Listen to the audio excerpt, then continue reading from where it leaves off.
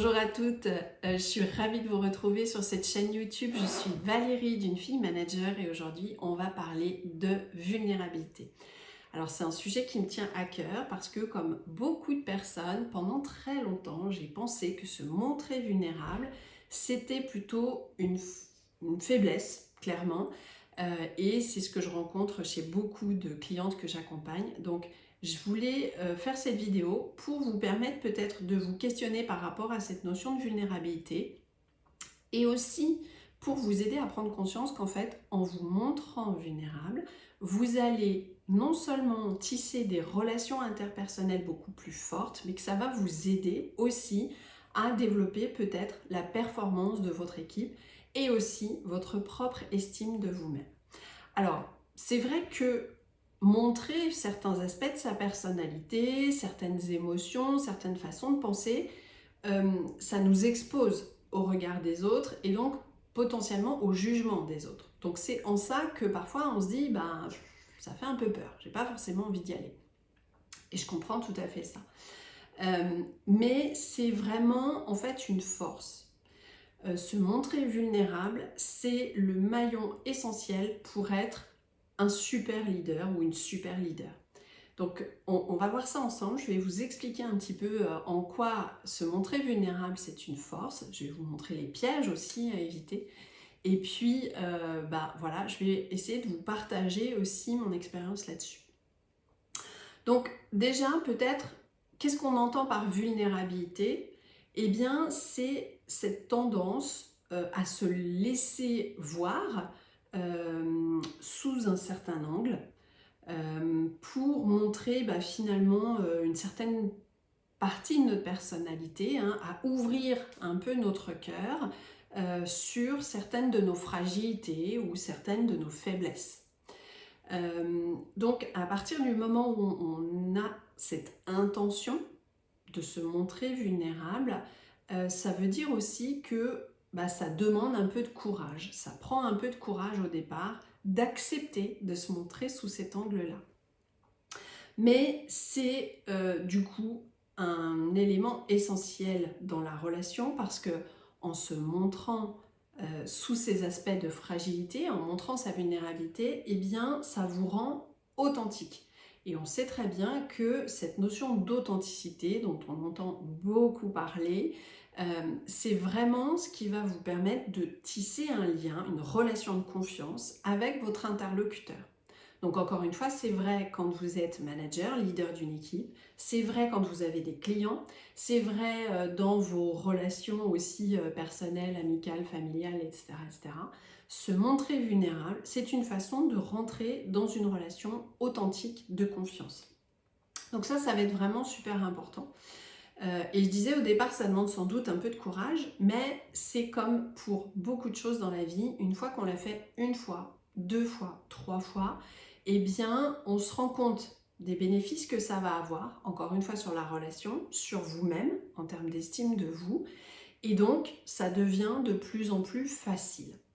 Le but, et ça c'est un des pièges, c'est pas de chercher à se montrer vulnérable pour attirer l'empathie ou la sympathie ou la compassion des autres.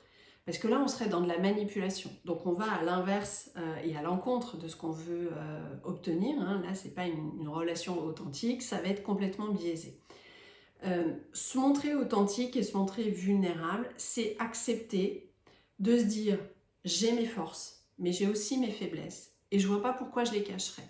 Parce que ça fait partie de moi, parce que je suis telle que je suis. » Et c'est ce qui fait que je connecte avec certaines personnes, qu'il y a le feeling, que ça fit avec quelqu'un ou pas. Et c'est ce qui va me permettre aussi de mieux me faire comprendre des autres, de mieux me faire accepter. Et puis ceux qui vous jugeront, je dirais ce sont des personnes qui n'ont rien à faire avec vous et à la limite c'est pas très grave, on les laisse de côté.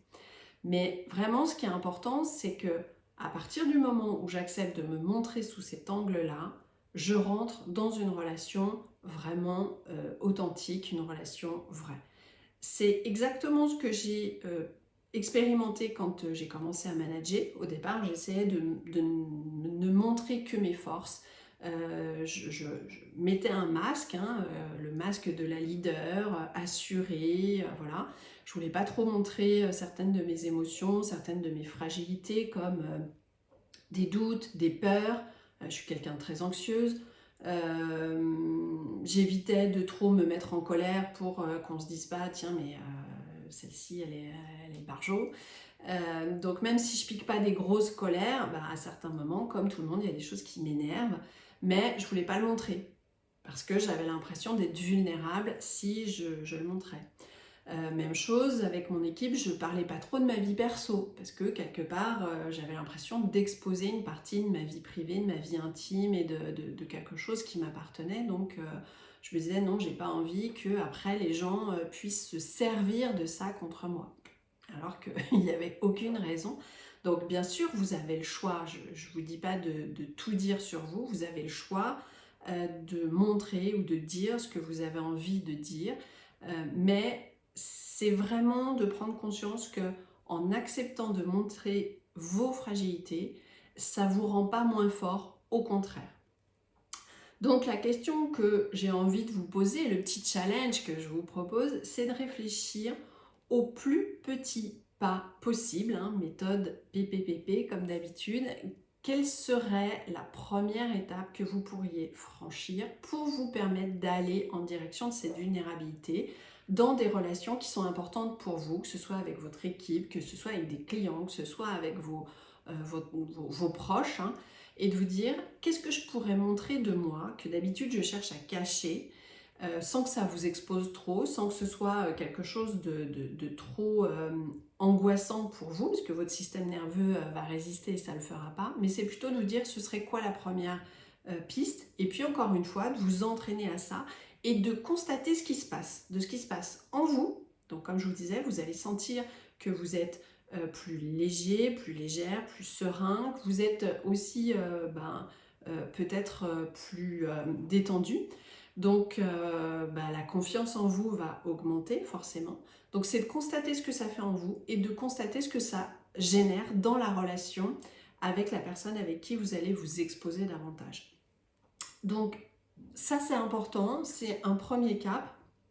Et si vous sentez que vous avez de la difficulté mais que c'est quelque chose sur lequel vous avez envie de travailler, eh bien sachez que dans les coachings que je propose, je vais vous aider à établir un changement durable, vraiment dans votre façon d'interagir et de gérer cette notion de vulnérabilité. Donc si ça vous intéresse et que vous souhaitez qu'on échange sur ce coaching, je vous mettrai en barre d'infos le lien pour réserver un entretien ensemble, hein, en visio. C'est un entretien qui dure presque 1 heure. C'est gratuit, il n'y a pas de souci. Et l'idée, c'est que vous puissiez un peu m'exposer votre situation, que je puisse voir aussi comment je pourrais vous aider et si ça peut nous convenir de travailler ensemble.